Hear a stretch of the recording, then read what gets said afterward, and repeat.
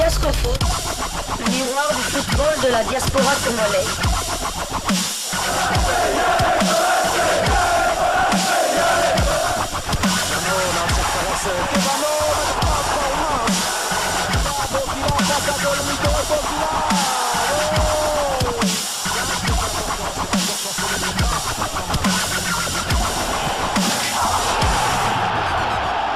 Diascofoot, le miroir du football de la diaspora congolaise.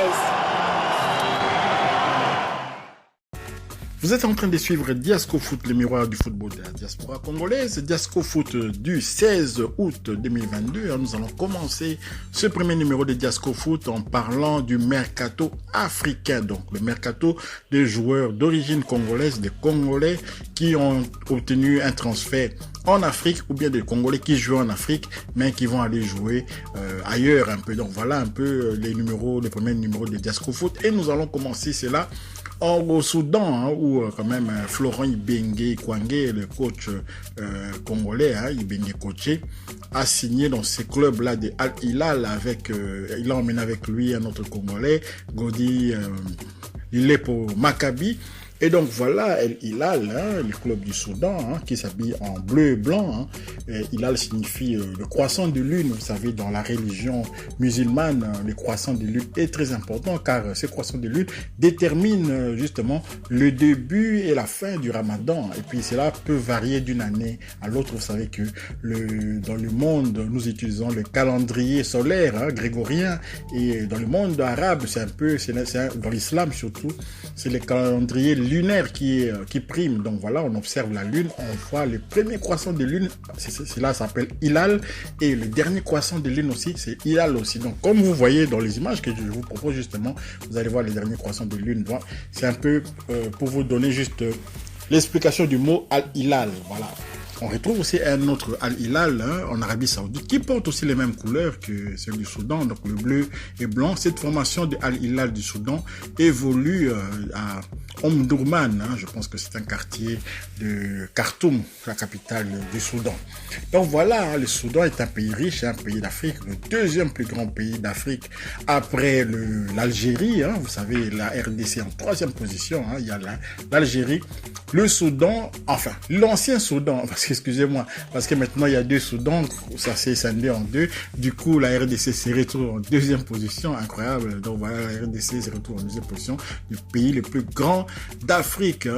Donc il faut éviter la balkanisation afin que la RDC ne soit pas morcelée et perdre un peu de sa superficie.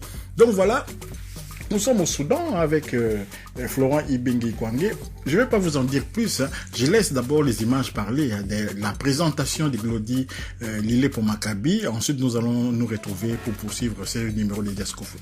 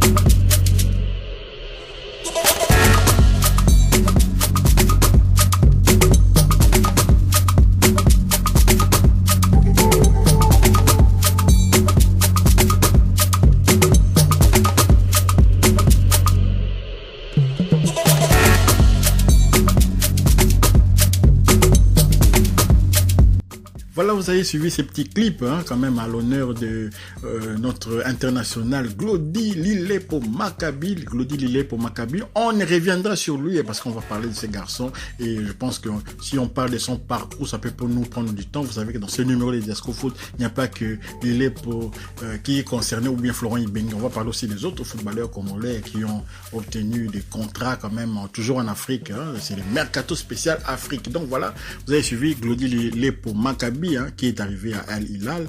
Et donc, ce petit clip n'est pas le seul qu'on va retrouver pour ce club-là. Il y a d'autres arrivées aussi. Il y a un joueur aussi ghanéen qui est arrivé en provenance de la chantier Kotoko de Koumassi. Il y a aussi un Ivoirien aussi qui est arrivé. Donc voilà, il y en a beaucoup. Il y a beaucoup de joueurs qui viennent renforcer. Il faut savoir que cette formation de Al Hilal avait mis sur la table 12 millions, disponibilisé 12 millions de dollars quand même pour faire un mercato de feu afin de pouvoir obtenir, atteindre ses objectifs.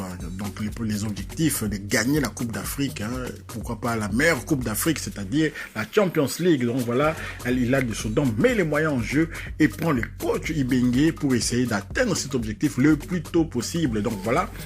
Maintenant, vous allez voir comment Ibenge Ikwange a été reçu quand même par les supporters de cette formation qui étaient venus nombreux assister à la première séance d'entraînement au stade de Omdurman pour voir un peu ces joueurs-là, ces perles rares-là qui sont arrivés pour renforcer la formation. Vous allez voir quand même Florent Ibenge quand même en train de communier avec les supporters. C'est tout simplement incroyable.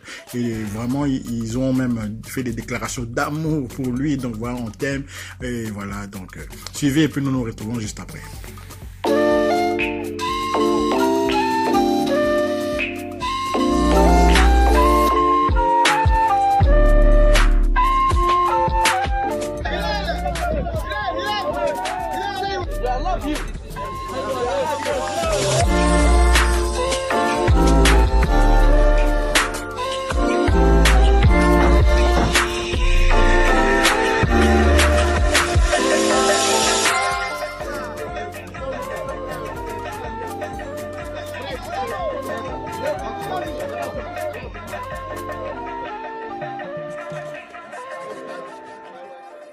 Voilà, nous sommes de retour. Ce qui est intéressant dans cette histoire, j'ai un peu suivi dans les réseaux sociaux, un peu partout, les réactions quand même des supporters des anciens clubs de ces joueurs-là qui ont rallié Al Hilal du Soudan. Déjà, Glody Maccabi Lilepo avait adressé un message aux Dauphins Noirs, aux supporters de Vita Club, pour les remercier pour les 2 bonnes années passées au sein de cette formation.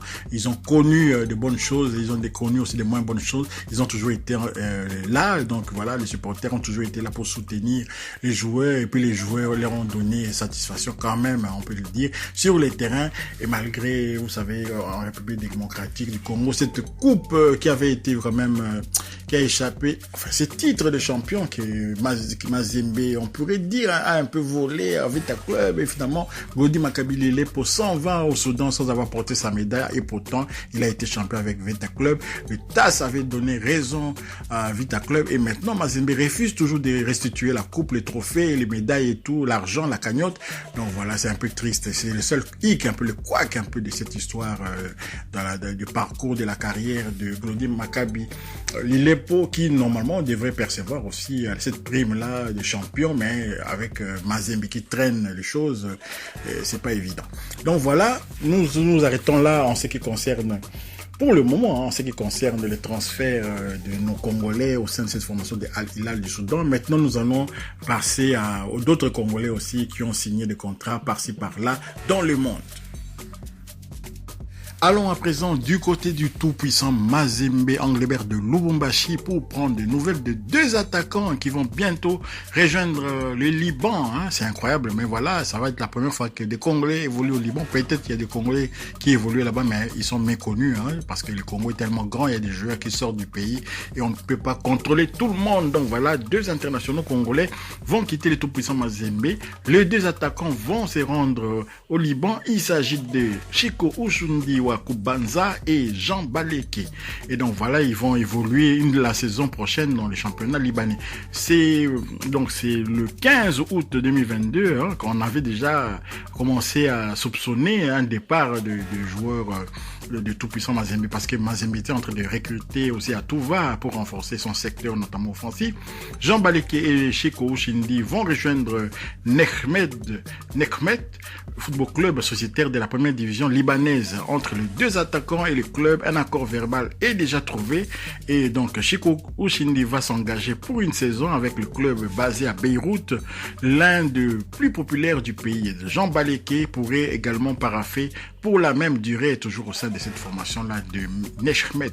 Donc, le tout-puissant Mazembe, Anglebert, quand même, ça se voit qu'ils avaient plus du tout confiance en Cheikhou Chindi, qui a été prêté à Young Africans de Tanzanie la saison dernière, et puis il revient, il est bloqué là-bas parce que le nombre d'étrangers par club est de 14, et puis donc Cheikhou Chindi n'entrait plus dans les plans du coach de cette formation, c'est-à-dire, enfin, de la direction aussi, hein.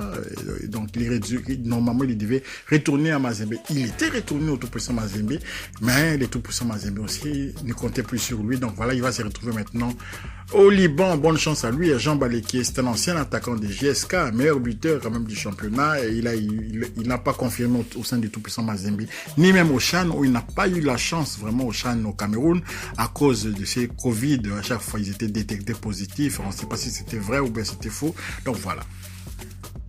Rendons-nous à présent au Maroc pour prendre des nouvelles quand même d'un international congolais qui devait participer au CHAN, mais dommage, il a signé au Maroc. Donc il s'agit de Christian Soundi, milieu défensif du Daring Club Motema Pembe et de Léopard Aprime, qui a participé récemment aux double confrontation amicale contre le Congo-Brazza. Vous savez, on avait partagé un but partout au match aller, et puis ensuite la RDC à Kinshasa s'était quand même imposé à 2-0 contre le Congo-Brazza, et Christian Soundi, milieu défensif titulaire indiscutable du Daring Club Motema Pembe, a signé dans les clubs de Hassani Al-Jadida. Donc voilà, il rejoint là-bas Moukoko Amale Soso pour dans ces clubs marocains. Donc bonne chance à lui. Donc vous voyez que quand même le championnat congolais commence à intéresser de plus en plus de clubs du Maghreb notamment, qui se renforcent avec des joueurs valables congolais quand même.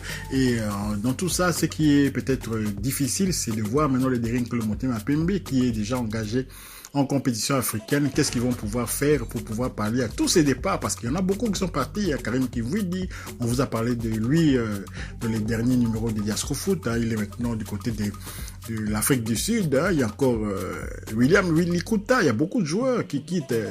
Ikoyo Yembe, encore les défenseurs, est parti à Lupopo. Donc maintenant, les Daring Club Motema Pembe doit se renforcer, mais la nouvelle est que Christian Soundi est maintenant du côté de Al Jadida, espérant qu'il sera titulaire, qu'il puisse continuer sa progression, parce qu'il était déjà un Léopard A prime. Il devrait maintenant franchir un palier pour devenir un Léopard A.